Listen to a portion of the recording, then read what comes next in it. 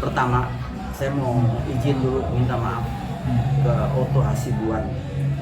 Setelah saya pikir-pikir, ternyata lawyer Otto Hasibuan ini, Bapak Otto Hasibuan, itu orang baik. Meskipun saya suka ngomong-ngomong yang kurang baik terhadap beliau, tapi beliau nanggapinya luar biasa. Senior banget. Saya mohon maaf dalam hal ini, Pak Otto, maafin saya. Meskipun saya lebih tua dari Pak Otto lah umurnya. Cuman saya jadi malu seorang Pak Otto bisa memaafkan saya hal-hal yang saya ngomongnya tidak pantas. Dan hari ini mungkin terakhir saya keluar, kalau bisa terakhir lah, jangan ditambahin lagi nih ya. Saya mau minta maaf sama Pak Otto. Izinkan maaf saya supaya Pak Otto bisa memaafkan saya. Itu pertama, Pak. Kemudian Pak Otto kan mau PK nih. Saya mau kasih bekal sama Pak Otto supaya dibawa ke PK itu, ya kalau bisa toh Mirna udah nggak ada ya. Saya nggak terlalu pusing Pak Otto berhasil atau tidak, karena hukum di Indonesia ini jangan Pak Otto sampai rusakkan di negara kita ini. Hukum yang sudah begini bagus berjalan itu dibuat cedera oleh sesuatu yang hanya karena Netflix. Ya, Netflix itu nggak benar ya. Jadi saya rasa Pak Otto ngerti lah. Jadi saya mohon maaf lah Pak Otto ya. Cuma Pak Otto harus dengar omongan saya itu. Saya lebih tua dari Pak Otto. Kenapa saya katakan gitu? Ini yang saya tunjukin gambar tangan Jessica masuk kiri itu.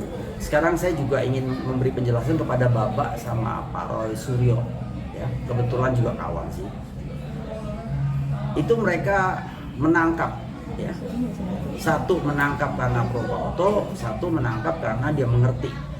Karena dia dekat sama saya juga, Pak Roy. Begini, itu sebetulnya bukan barang saya, atau saya ngumpetin data dari digital forensik. Itu pada saat 2016 itu kita ketemukan itu dengan rentetan data-data visual lainnya ya. Itu hanya dari belakang saja, yang dari depan nanti ada tapi masih ketutupan beks, tapi gerakan pixelnya ada. Begini, itu bukan kita punya, itu untuk dua keperluan. Satu, AFP, Australian Federal Police, dan Kejaksaan waktu P21 Pak Krisna Mukti. Itu sampai bawah itu cuma ditunjukin aja, jangan dipakai, karena ini berkaitan dengan korps kepolisian ya. Kalau sampai cedera janji kita terhadap AFP, berbahaya sekali ya. Karena kita sudah tanda tangan, waktu itu ada perwira lah, saya nggak perlu sebut nama-nama sekarang ya. Perwira di sana yang datang waktu itu 4 orang investigasi, dan kita dapat beberapa hal juga yang kita skip ya. Kalau kita buka semua, klien Pak Otto nanti Jessica Wongso itu bisa dihukum mati. Tapi AFP bilang, saya nggak akan kasih apa-apa kalau lu hukum mati klien ini, karena sudah mau permanen residen, sudah mau warga negara, citizenship. Permanen residennya udah hampir selesai dia. Ya, jadi kenapa dia pulang Indonesia? Itu sebetulnya dia lari dari kasus yang nabrak orang rumah jompo. Kan harus ganti uang itu, sama dia harus trial di Australia. Nah, itu poin pertama ya. Kemudian saya mau jelaskan ini. Jadi close circuit yang mengenai tangan dia kiri itu masuk, itu benar-benar dia meracun. Jadi aduh, gimana ya saya ngomongnya ya. Detailnya ada di tangan Kepolisian Republik Indonesia, karena saya juga itu baru dikasih untuk supaya saya buka. Kenapa? Karena Jessica Wongso ini klien Pak Otto, izin Pak Otto, dia sudah inkrah di pengadilan negeri dari tingkatannya sampai 5 kali 3 hakim, semuanya no dissenting opinion menjadi 15 hakim. Yang terakhir itu Pak Artijo Alkostar yang melihat itu, dengan gamblangnya dia menjelaskan apa yang terjadi, ya, sama Kapolri kita yang lama. Jadi ini kita cari-cari sesuatu yang nggak ada gunanya. Memang si Jessica itu bunuh anak saya, Pak Otto. Izin Pak Otto, maafin saya kalau saya salah bicara. Percuma Pak Otto bela, leave the case. Saya hormati Pak Otto, masih lawyer yang dulu saya kenal, hebat, ya. Jadi itu adalah dua yang milikin. Satu, P21 itu tinggal sehari lagi, kita kepaksa unjukin sedoang sampai langsung dia setuju. Waktu itu Jaksa Agungnya Pak Prasetyo, ya, dia tahu ini. Kemudian AFP ngelihat itu terkaget-kaget, wah lu jangan keluarin nih, kalau sampai klien gue lu bunuh, hukum mati, ini masalah nih buat kita, ya. Akhirnya kita skip. Dan ada lagi cuma udahlah nggak usah dibicarakan, itu aja cukup, ya. Yang kedua, Pak Otto, saya ini serba salah. Saya sama Pak Otto saya hormat bener, ya. Pak Krisnamukti itu marah besar. Dia dibilang datang ke rumah duka itu mengatakan bahwa dia tahu ini Mirna diracun, gitu. Ya saya serba salah ke sono. Pak Otto saya hormati sebagai lawyer. Di sini Pak Krisnamukti sebagai Kepolisian Republik Indonesia yang menangani kasus ini. Jadi saya serba salah mau jelasin sama Pak Otto. Kalau bisa saya cegah, saya cegah. Pak Krisna itu sudah naik pitam. Karena sebetulnya sudah P21, sebenarnya kepolisian udah nggak ikut campur Pak Otto, ya. P21 selesai, nah baru kejaksaan sama kehakiman. Begini, masalah Pak Otto bilang begitu itu nggak ada Pak Otto. Dia datang dengan baik-baik bilang, ini kenapa anak lu? Dia juga nggak tahu, saya nggak tahu, dia nggak tahu. Saya juga nggak kepikir kalau Jessica itu berbuat jahat, ya. Karena dia ada kelainan Pak Otto. Saya kasih tahu aja itu. Saya nanti kalau panjang lebar Pak Otto nanti kesel ngomong lagi, marah ke saya lagi, saya jadi nggak enak. Saya merasa dosa sama Pak Otto. Jadi memang dia begitu. Jadi kita tahu lah, ya. Nah, kalau bisa saya cegah Pak Krisnamukti tidak menuntut di Krimsus, saya akan coba, ya.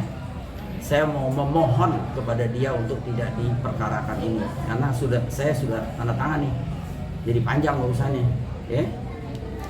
Nah, dalam hal ini Pak Otto kan udah nggak, waktu itu kan Pak Otto sudah bilang saya udah bukan kuasanya Jessica lagi, jadi berarti Pak Otto adalah orang biasa.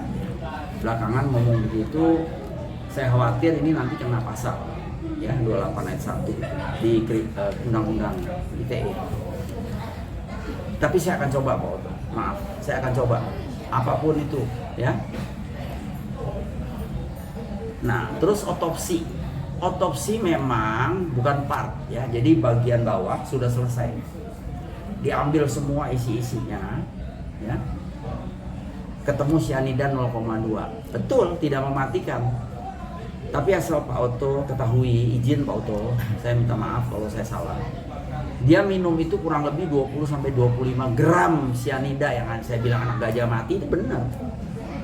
Jadi biru semua dia udah, nggak tahu dah itu racun apa kali itu dari langit mana. Tapi menurut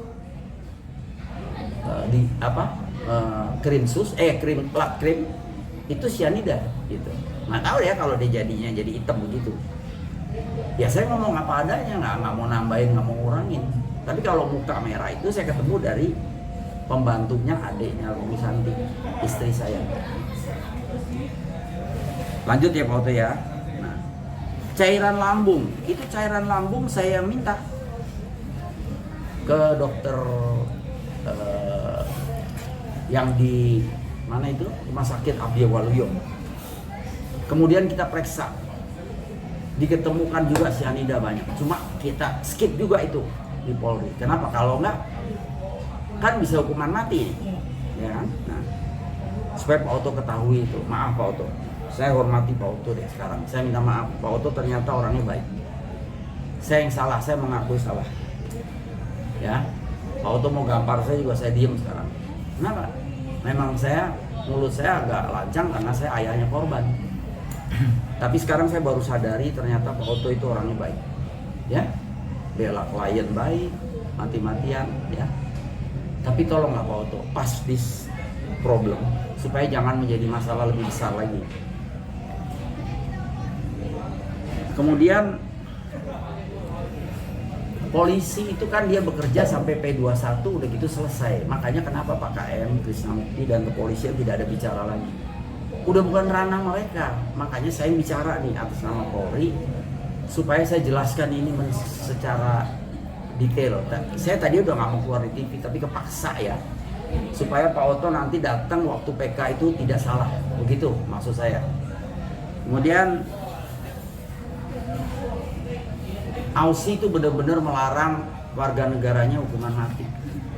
Jadi mereka benar-benar menjalankan itu sampai kita waktu itu perwiranya diancam. Lo kalau sampai dihukum mati ini gara-gara lo punya bukti-bukti, gua tuntut lo. Gitu. Jadi kasarnya gitulah. Ya. Jadi mohon maaf lagi Pak Oto, saya hormati Pak Oto sebagai lawyernya Jessica yang sudah berjuang maksimal, luar biasa. Ya. Salut saya. Nah, saya mau ngomong sesuatu yang di luar urusan Jessica, yaitu karyawan. Karyawan saya itu 4.774 orang. Yang ribut, yang udah ompong-ompong tuh 5 orang. Dia sudah dapat uang semua. Buktinya, ini saya lampirkan. Ya, mohon Ibu wartawan, Mbak wartawan nih di upload supaya jelas itu duitnya pada kemana ya. Dan kemudian saya ikut ke pengadilan perdata, sudah dinyatakan dan lawyernya juga ngomong kan PT FICC harus mengganti, bukan saya loh, saya kan yang pemilik, saya orang-orang pribadi yang punya gedung-gedung tuh. Dia melihat kali saya gedung saya masih banyak kali, dia mau minta. Saya bilang kalau lu jual lakuin gue bagi, jualin kalau bisa. Sekarang semua lagi susah begini. Nah, saya kasih tahu ya kawan-kawan di FICC. Saya tanya sekarang, saya jelaskan ke lawyernya mungkin belum tahu nih urusannya. Yang bubarin PT FICC itu adalah karyawan sendiri. Kenapa? Waktu itu saya pakai speaker besar, yang di Jakarta aja saya ngomong, yang luar kota saya nggak ngomong, kan nggak bisa. Saya hanya bersurat dan menjelaskan mereka secara tertulis.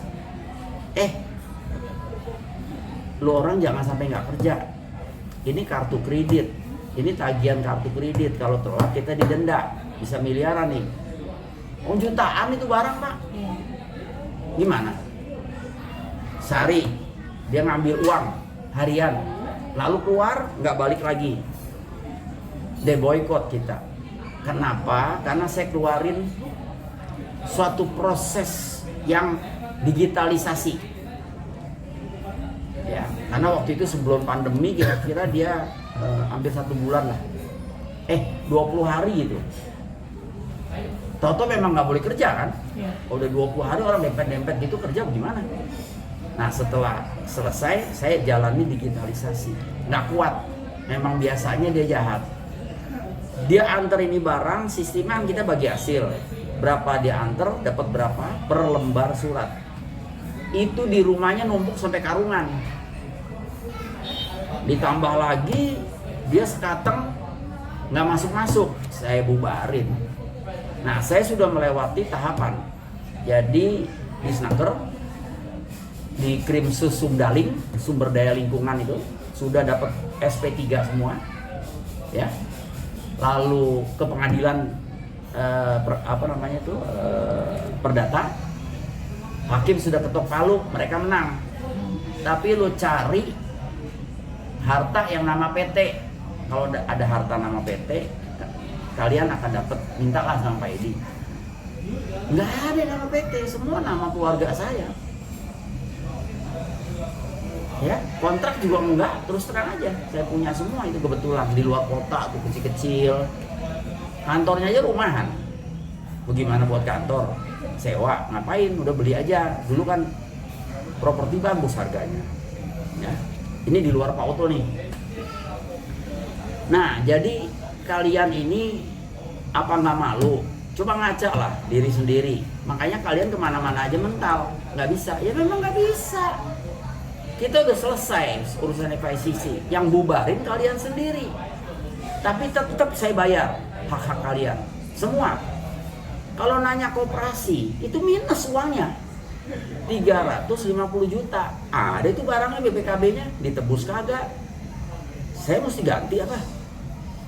Itu kan bukan saya punya. Saya hanya memanage, ada 1 orang, 2 orang ngurusin ini koperasi. Ternyata buntutnya min 350 juta. Bagaimana gue mesti ganti bayar? Ngapain? Orang saya aja min. Saya nombokin itu. Ada itu BPKB-nya tuh pada nggak nebus. Tebus dong BPKB-nya supaya saya bisa kasih yang lain. Ya kan keadaan lagi susah begini ya. Pandemi ini, habis pandemi. Om aja sampai ke gunung-gunung itu. Jadi apa bercocok tanam, berladang lah gitu. Cabe yang lumayan harganya gitu. Sekarang kan lagi tinggi. Om jual tuh semua. Nanti tanam lagi gitu.